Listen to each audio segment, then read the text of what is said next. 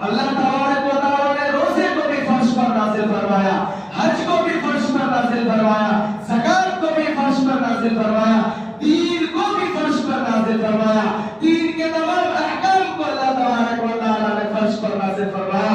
لیکن جب نماز کی باری آئی تو اللہ تبارک و تعالیٰ نے اپنے محبوب کو کہا کہ میں تمہیں ایک تحفہ دینے والا ہوں، یہ تحفہ اعلیٰ اور ارفع ہے، لہذا حضور صلی اللہ علیہ وسلم کو معراج نصیب کی، ساتوں آسمانوں کی سیر کرائی، جہنم اور جنت کو دکھلایا اور راز و نیاز کی باتیں ہوئی، اللہ کے مہمان بنے۔ پھر تحفے کے طور پہ اللہ تبارک و تعالیٰ نے اپنے محبوب صلی اللہ علیہ وسلم کو نماز عطا کی اور فرمایا میرے محبوب اگر آپ کی امت جو بھی نماز پڑھ کے مجھ سے مانگے کہ میں اسے عطا کروں گا۔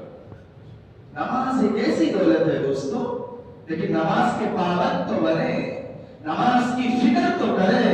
جب نماز کی فکر نہیں ہے تو دین کی فکر نہیں ہے، جب دین نہیں ہے تو ایمان نہیں ہے دوستو۔ بین الرجل و بین الکفر ترک الصلاۃ، یعنی بندے اور کفر کے درمیان جو چیز ہے نماز کا چھوڑنا ہے۔ جب انسان نماز چھوڑ دیتا ہے وہ کفر ہو جاتا ہے، کافر، کفر میں شامل کیا گیا ہے دوستو۔ ایسے باتیں، تو اگر ہم نماز کو چھوڑ دیتے ہیں تو کفر کی اگویائی ہے، تو نماز کی پابند کرنی چاہیے۔ کیوں کہ ہر چیز اگر نسبت جو چیز سے جڑ جاتی ہے تو اس کا مقام بڑھ جاتا ہے۔ یہ ممبر لے لیجیے یا مسجد کی کوئی دیوار لے لیجیے یا کوئی ٹائلس وغیرہ لے لیجیے، اگر مسجد میں جب تک یہ جڑی ہوئی ہے تو اس کا مقام و مرتبہ بڑا ہے۔ کیوں کہ اس کی نسبت مسجد سے لگ گئی ہے۔ لیکن یہی اینٹ یا پتھر کو یا ٹائلس کو باہر نکال دیا جائے، راستے پر رکھ دیا جائے، وضو خانے میں لگا دیا جائے، بیت الخلا میں لگا دیا جائے تو اس کا مقام و مرتبہ گھٹ جاتا ہے۔ کیوں؟ کیونکہ نسبت اس کی سڑک سے جڑ گئی، نسبت اس کی بیت الخلا سے جڑ گئی، نسبت اس کی وضو خانے سے جڑ گئی، جس کی اہمیت نہیں ہے۔ لیکن وہی اینٹ اگر مسجد میں تھی تو اس کی اہمیت تھی کہ نہیں، وہ مسجد کی اینٹ ہے۔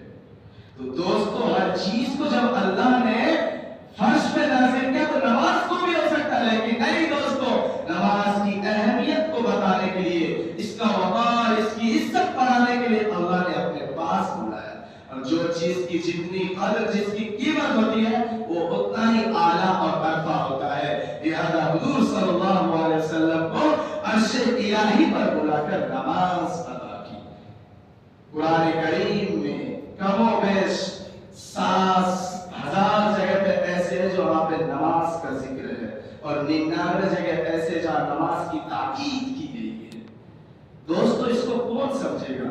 جب تک ہمارے پاس کوئی قیمتی چیز ہے تو اس کو ہمارے پاس بہت عزت ہوتی ہے۔ تو دوستو نماز بھی تو ایک ایسی دولت ہے۔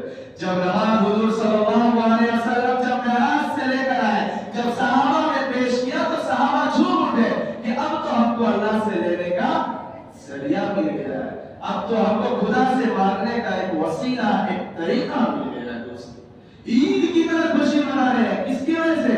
نماز کی وجہ سے۔ لیکن آج کے مسلمان کو دیکھا جائے گھروں میں بیٹھا ہوا ہے، دکانوں میں بیٹھا ہوا ہے، گپے شپے مار رہا ہے، ادھر ادھر کی باتیں کرنے میں ٹائم ہے، لیکن اذان ہوتی ہے تو توفیق نہیں ملتی کہ 2 رکعت جا کے نماز بھی پڑھ لے۔ دوست کیوں کہ کہتے ہیں نا گھر کی مرغی دال برابر، پیدائش میں مسلمان بن گئے تو کہاں سے اس کی اہمیت رہے گی۔ دوست نماز کی پابندی صحابہ کرام نے بھی کی، نماز کی پابندی حضور صلی اللہ علیہ وسلم نے بھی کی، نماز کی پابندی تابعین نے بھی کی، نماز کی پابندی تابعین نے بھی کی، نماز کی پابندی ائمہ مجتہدین نے بھی کی، نماز کی پابندی بزرگان دین نے بھی کی، نماز کی پابندی اولیاء کرام نے بھی کی۔